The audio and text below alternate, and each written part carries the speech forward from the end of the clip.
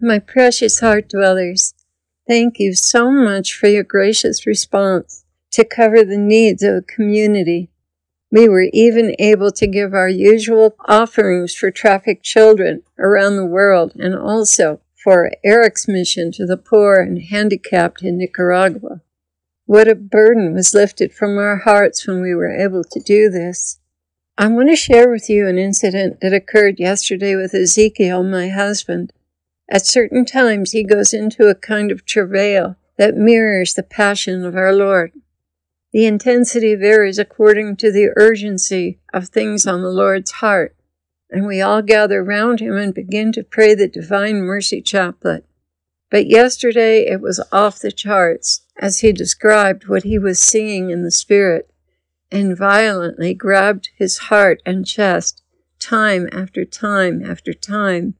This whole episode went on for more than an hour and left us all completely spent. After it was all over and he was able to speak, he described what he saw and heard in the Lord's and Our Lady's Passion. For the first time in his life, he actually felt in the first person Our Lady's Passion when the Lord was placed in her arms, and he began wailing and sobbing over and over again. My baby, what have they done to you? Oh, what have they done? As she held Jesus in her arms, he became the child Jesus, all torn and bloody. And then Ezekiel saw many children all around her, all of them torn and bloody. She kept picking up and holding them, weeping over each one. And Ezekiel was made to understand that these children represented us, our souls, the Father's children. And Our Lady said, "Pray and comfort my son from within my mantle, which I have spread around you, because it is the Lord's provision for you to have a loving mother. And if you will humble yourself and just be the child that we all must become again, when you come under my covering, you are also completely under the Lord's covering." A mother knows if a relationship with her son is healthy and what pleases or displeases him.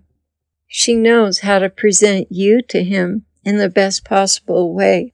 And when you comfort my son, I also receive comfort from you and will impart particularly strong graces of precious union with him, because you are within my motherly covering and deeply affected, and cannot escape the sweetness of our reciprocal love for one another. Come under my mantle, children, and bring comfort to us by your deep concern. Nothing is more painful to my son than an indifferent soul who has no compassion for the suffering of others and for us. Lord, do you have something to say? Claire, I know how terribly painful it was for you to see your husband in that kind of travail. I understand your repugnance for that excruciating level of suffering.